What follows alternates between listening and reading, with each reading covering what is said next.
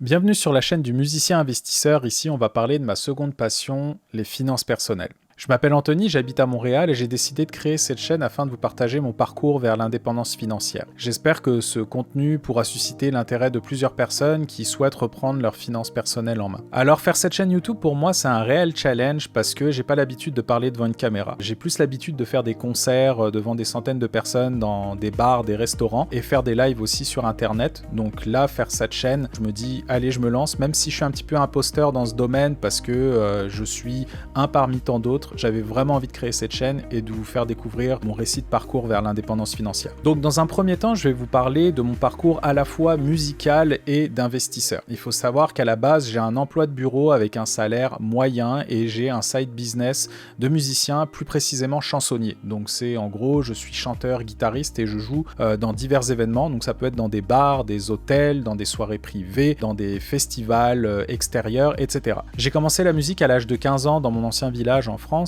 J'ai chanté dans une chorale de musique populaire, donc c'était pas des musiques d'église, c'était vraiment de la chanson française. Et puis ensuite, 6 mois après, j'ai commencé à apprendre la guitare de manière autodidacte. Après avoir joué dans plusieurs groupes de musique pendant quelques années, j'ai décidé de me lancer seul en 2008 et faire mon petit parcours de musicien indépendant. Et en 2012, j'ai tout plaqué, j'ai quitté la France et je suis parti en Australie pour un voyage sans retour. Donc mon but, c'était juste à la base d'apprendre l'anglais, faire de la musique et voyager, découvrir de nouvelles choses. Mais finalement, je suis jamais rentré en France. Cette expérience-là m'a permis de m'ouvrir sur le monde et de voir un peu tous les champs de possibilités que je pouvais avoir, à la fois dans la musique et à la fois professionnellement. Un an plus tard, je me retrouve en Nouvelle-Calédonie et j'ai décidé de travailler dans mon domaine qui était la communication. Et finalement, avant de trouver un travail, j'ai commencé à faire 2-3 concerts le premier mois quand je suis arrivé.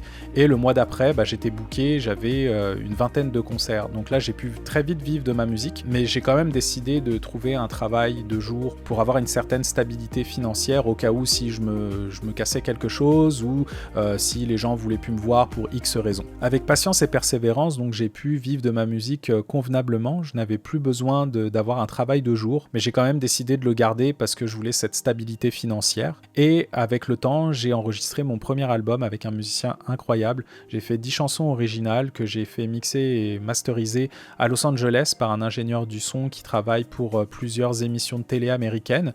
Et grâce à cet album et l'opportunité que j'ai pu saisir, c'est vraiment incroyable. J'ai pu faire la première partie de Garou en 2015 et la première partie de Peps, un artiste français que plusieurs personnes connaissent dans l'Hexagone. En 2015, je remporte 2 prix aux Flèches de la musique, donc pour le meilleur album rock folk et le prix du public. Donc pour moi, c'est comme si je laissais une petite trace là-bas en Nouvelle-Calédonie. Pourquoi ? Parce que justement en 2015, je décide de tout plaquer.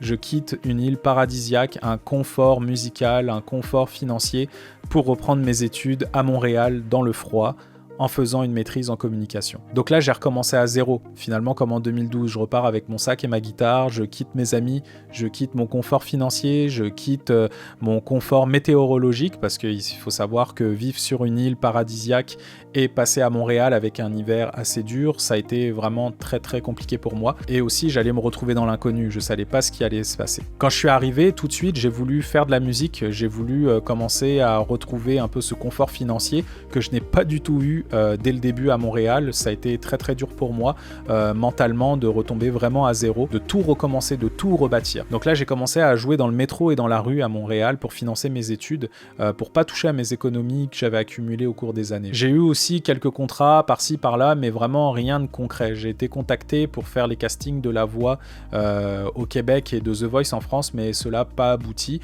Mais c'est vraiment pas grave parce que je suis vraiment très content de ce que j'ai fait jusqu'à aujourd'hui. Après mes études en 2018, j'obtiens donc une maîtrise en communication, je cherche à travailler dans mon domaine et j'ai délaissé petit à petit la musique dans la rue et dans le métro pour assurer une stabilité financière avec l'emploi que j'avais.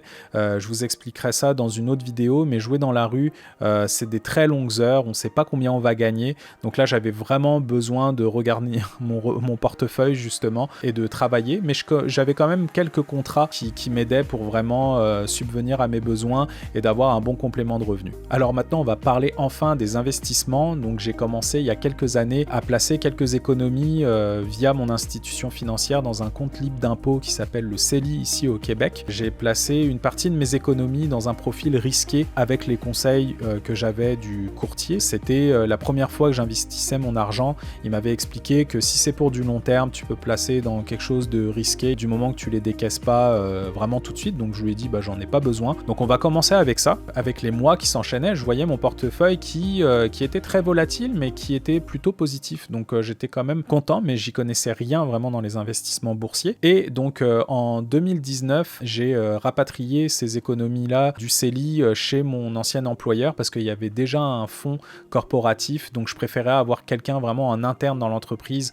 à qui je pouvais poser mes questions. C'était vraiment quelque chose de très pertinent pour moi parce que j'avais besoin de parler à quelqu'un très très vite, en savoir plus. Donc là, on est en 2020, la pandémie arrive, on sait tout ce qui s'est passé. Moi, je regardais pas trop le portefeuille de placement, il avait vraiment chuté, mais je faisais pas trop attention à ça. C'est mon conseiller financier qui m'avait appelé justement pour m'expliquer de pas s'inquiéter. Donc moi, je lui faisais vraiment confiance, il n'y avait pas de problème. Et en même temps, on avait cette idée-là justement avec ma conjointe d'acheter une maison. Donc là, une fois que mon portefeuille était positif, avec une plus-value, là, j'ai décaissé mon CELI justement pour l'utiliser comme mise de fonds. Et là, après, toutes les dépenses qu'on a comme étant premier propriétaire d'une maison, c'est en 2021, janvier 2021, que là, je découvre l'investissement autonome via l'application Wealthsimple. J'ai acheté mes premières actions cotées en bourse, j'ai acheté mes premiers FNB, j'ai aussi fait des essais, des erreurs, des plus-values. J'ai beaucoup appris pendant cette première année-là. Je me suis beaucoup renseigné sur le sujet. J'ai regardé beaucoup de youtubeurs justement qui m'inspiraient. J'ai lu donc énormément de livres. Je pense que le premier livre qui m'avait vraiment interpellé, c'était le En as-tu vraiment besoin de Pierre-Yves McSween. Si vous êtes au Québec, vous êtes obligé de connaître ce livre-là sur les finances personnelles. Je pense que c'est lui en premier lieu qui m'a vraiment ouvert les yeux sur ce monde-là. Et ensuite, j'ai découvert un livre qui s'appelle La retraite à 40 ans de Jean-Sébastien Pilote. Pas parce que j'avais envie de prendre ma retraite à 40 ans justement, mais c'était pour connaître un peu le mindset de ce type de personnes qui voulaient atteindre cette indépendance financière, vivre de manière très frugale.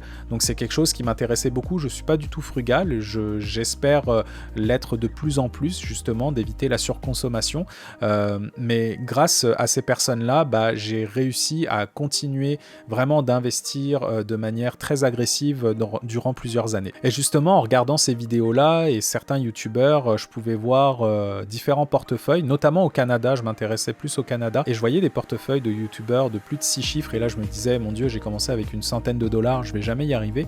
Et finalement, j'ai réussi à atteindre ces 6 chiffres-là quelques années plus tard en étant patient et persévérant, comme dans la musique, comme ce que j'ai fait finalement. Et le tout, la clé, c'est vraiment d'être patient et de pas jouer sur des choses où on peut gagner rapidement de l'argent. Le tout, c'est de miser sur des valeurs sûres et de continuer de mettre petit à petit et d'épargner. Faire ce ratio-là de moins dépenser, plus gagner, justement, c'est pour moi, ça a été ça la clé justement de l'investissement jusqu'à aujourd'hui. Et donc mon but aujourd'hui, c'est d'atteindre une certaine liberté financière. C'est pas forcément, comme je vous disais, avec la retraite à 40 ans, de dire bonjour, je m'en vais. De toute façon, pour moi, c'est impossible. J'ai 35 ans et il me reste 5 ans pour bâtir cette retraite-là, ce qui est vraiment impossible. Et surtout que j'ai un enfant, j'ai une conjointe et une maison. Donc on a des projets à deux. Donc c'est sûr que c'est quelque chose de plus complexe. Mais pour moi, l'indépendance financière, je dirais que c'est vraiment l'idée de se dire, quoi qu'il arrive dans la vie, ça peut être la perte d'un emploi, ça peut être un problème de santé, que j'ai mes finances qui sont saines et qui me permettent de subvenir à ces situations-là, justement sans me préoccuper. J'entends beaucoup de gens dire ouais, j'ai pas d'argent de côté.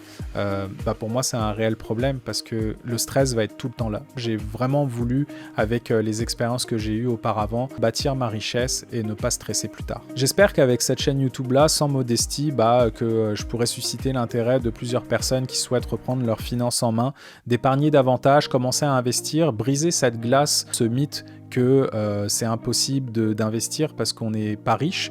Justement, pour moi, on n'a pas besoin d'être riche pour investir. La clé, c'est le temps. Il faut se le répéter, la clé, c'est le temps. Si vous commencez tôt, avec une petite somme, vous verrez avec les intérêts composés, on appelle ça la 8e merveille du monde, c'est surtout Einstein qui l'a dit. Si vous investissez de manière régulière des petites sommes, vous verrez au bout de 15, 20, 25 ans, 30 ans, votre capital il va vraiment croître d'une manière exponentielle. En tout cas, j'espère que cette première vidéo-là vous aura plu. Si vous êtes resté jusqu'à la fin, je vous remercie beaucoup. C'est que ça vous a un minimum intéressé. C'est sûr que j'ai parlé vraiment beaucoup de mon parcours musical, mais j'avais besoin de mettre les cartes justement sur la table pour vous parler de qui je suis pour commencer cette chaîne-là. Donc là, j'ai plein de vidéos à vous partager et j'ai vraiment hâte de le faire. Donc je vous dis à très bientôt pour une prochaine vidéo.